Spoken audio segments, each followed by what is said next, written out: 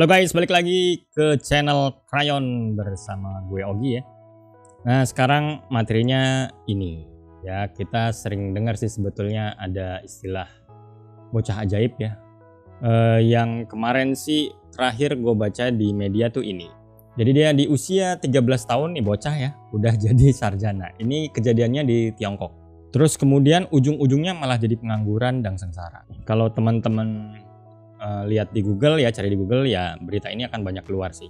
Padahal waktu usia kecilnya dia menunjukkan kemampuan yang luar biasa ya. Dia ya bayangin 13 tahun udah jadi sarjana, terus sempat juara kompetisi matematika internasional, terus ambil S2, terus ambil S3 sampai jadi doktor ya. Tapi ujung-ujungnya malah jadi pengangguran. Dia sempat juga merintis usaha sendiri ya, bikin-bikin project, tapi akhirnya gagal terus menyerah, dan akhirnya ya ujungnya ya seperti yang diberitakan di media ini.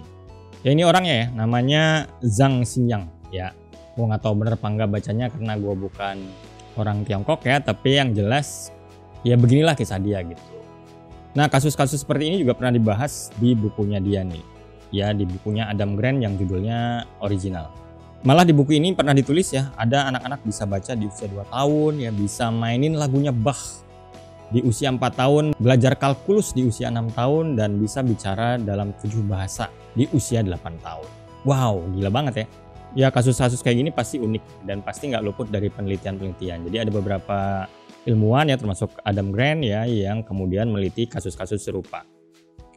Nah menurut dia sebetulnya sih harapannya dia sih ya, di bukunya dia bilang harusnya mereka-mereka ini bisa mengubah dunia ya, bisa berjuang untuk mengubah dunia. Karena dengan keajaiban ya atau keluar biasaan seperti itu harusnya bisa gitu ya, muncul orang-orang hebat lagi seperti di masa lalu kayak Einstein dan lain-lainnya lah. Harapan dia sih begitu. Cuman ya memang nggak ada paksaan sih anak-anak ajaib tuh harus begitu ya. Tapi dia berharap sih sebetulnya mereka dengan kemampuan luar biasa kayak gitu sejak usia muda harusnya bisa tuh kayak gitu, dia bilang mengubah dunia ya. Tapi enggak. Dan psikolog lain juga meneliti bahwa orang-orang terkenal berpengaruh itu malah bukan yang anak-anak ajaib, dia bilang. Ya kayak Leonardo da Vinci ya, Bach ataupun Einstein itu sebetulnya bukan anak ajaib di usia kecilnya gitu ya. Apalagi Einstein kan dicap autis ya, pernah sama gurunya ya.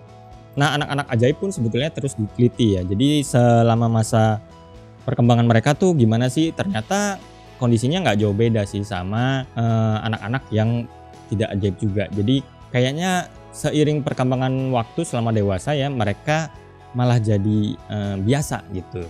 Malah Adam Grant juga menemukan saat di usia remaja yang agak menonjol itu malah mereka ya samalah, setara dengan mereka yang anak biasa tapi dengan ekonomi yang setara juga gitu ya. Dan semakin dewasa intinya sih semakin ya sebagaimana layaknya anak normal lah, mereka bisa belajar bareng juga, sosialisasinya ditemukan bagus juga oleh Adam Grant ya. Jadi dia juga tahulah kapan harus belajar, kapan harus bersosialisasi gitu ya. Jadi ya bagaimana kita pada umumnya lah. Tapi yang jelas dalam diri mereka sebenarnya ada potensi yang luar biasa gitu ya. Kenapa itu nggak dimaksimalin? Maksudnya Adam Grant itu seperti itu. Tapi ya memang hidup kayak gitu ya. Ya lu boleh pintar lah, IQ lu boleh di atas rata-rata, tapi kalau namanya hidup ya kadang kan kita nggak tahu pasti ya. Namanya hidup itu kan nggak kayak di buku teori yang kalau lo melakukan A, B atau ada rumus ini terus kita lakukan lantas otomatis jadi sukses gitu atau berhasil. Kayaknya nggak mungkin deh. Hidup tuh kompleks, jadi lebih rumit daripada yang ada di buku teori gitu ya. Ya yang udah usia-usia 20-30an mungkin udah bisa ngerasain ya gimana tuh hidup nggak kayak di buku teori gitu. Lu harus banyak belajar gitu ya. Kita harus banyak belajar karena nggak mungkin meng-copy paste kehidupan orang lain. Meskipun orang sukses gitu yang kita copy paste caranya itu biasanya nggak lantas otomatis baik-baik aja dan sesuai gitu sama mereka gitu ya hasilnya. Jadi ya kayaknya emang hidup tuh harus punya blueprint sendiri sih dari kitanya gitu ya. Nah salah satu cara menyusun blueprint yang enak itu ya emang belajar ya, belajar dari buku, pengetahuan, pengalaman orang lain. Nanti ya tetap aja kita harus nyusun blueprintnya sendiri. Nah lanjut ke sini Adam Grant juga meneruskan ya, dia juga menyatakan bahwa Yang bikin anak ajaib itu nggak bisa ngerubah dunia adalah karena mereka nggak belajar untuk berpikir secara original. Jadi dia argumennya kayak gitu. Ya gue setuju juga sih. Tadi gue bilang ya, blueprint kehidupan kita, keberhasilan, langkah-langkah kita tuh harus disusun sendiri. Nggak bisa meniru dari orang lain. Argumen si Adam ini, ya dia ngeliat mereka emang bisa mainin lagu Bach di usia muda, di usia dini ya. Tapi dia nggak membuat lagu sendiri. Terus dia bisa melahap banyak sekali pengetahuan ya, tapi nggak menghasilkan pengetahuan yang baru. Terus mereka juga biasanya ikutin permainan aja, main aman terus gitu ya. Akhirnya nggak menciptakan rules ala mereka sendiri. Maksudnya rules untuk hidup gitu ya. Gue harus hidup gimana nih. Nggak, biasanya kebanyakan kalau ketemuan Adam Grant sih kebanyakan main aman mereka justru. Ujung-ujungnya ya gak berani ambil resiko gitu. Dia bilang kayak gitu karena jalurnya ya konvensional, cuman ngikutin apa yang ada. Makanya Adam Grant ini dalam bukunya ya kan original, memang erat kaitannya sama kreativitas. Biasanya orang-orang yang kreatif itu justru memang mendobrak status quo gitu ya. Dia nggak lantas mengikuti begitu saja gitu. Dia harus berani ngambil sesuatu keputusan yang baru. Itu yang akhirnya ya pasti berisiko sih. Berisiko gagal, berisiko ditolak, berisiko dicuekin orang gitu ya, macam-macam lah pokoknya seperti itu ya. Gak cuma dia sih, ada juga Alan Wiener nih ya, seorang profesor psikologi. Jadi dia bilang kayak gini, cuman sebagian kecil anak ajaib yang akhirnya menjadi pencipta revolusioner.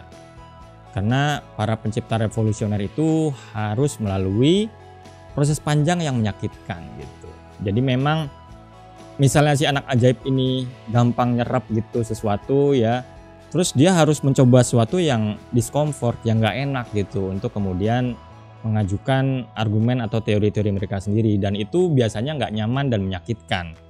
Kalau kayak tadi kan yang kasus yang anak Tiongkok itu kan dia mencoba proyek, gagal nyerah. Nah nyerahnya itu mungkin ya jadi alasan kenapa dia ujung-ujungnya jadi pengangguran gitu. Tapi kalau yang revolusioner biasanya itu selalu mau mencoba bangkit lagi gitu.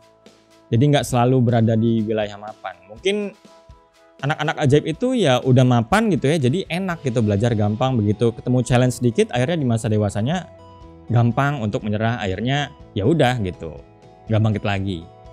Sementara orang-orang yang revolusioner biasanya walaupun gagal mau apapun itu dia selalu bisa bangkit lagi. Dan memang itu nggak enak sih ya. Pernah gue bahas sih yang di video gue yang ini nih, cerita konsentrasi ya. Master Zen tuh namanya siapa gue lupa, tapi dia bilang kuda terbaik belum tentu adalah kuda yang terbaik, dan kuda yang terjelek ya belum tentu adalah kuda yang jelek. Bisa jadi nanti suatu saat dia akan menjadi kuda yang terbaik. Karena apa? Ya karena mampu melewati segala rintangan ya. Dia sudah ngalamin sakit-sakit ya, luka-luka, semua dia alamin dan dia bisa bangkit lagi, dan justru hal itulah yang kemudian menjadikan seorang atau kuda itu menjadi yang terbaik. So, simpulannya ya jangan minder sama bocah ajaib ya, jangan menilai diri kita juga rendah gitu. Walaupun kita sekarang belum bisa apa-apa, tapi kan itu sekarang gitu, belum final. Mana tahu kalau kita berusaha terus ya menempuh segala macam rintangan dan kegagalan, mana tahu itu yang membentuk kita di ujungnya, nanti kita bisa menjadi versi yang terbaik dari diri kita. Oke, itu aja untuk video kali ini. Semoga bisa bermanfaat. Terima kasih. Bye.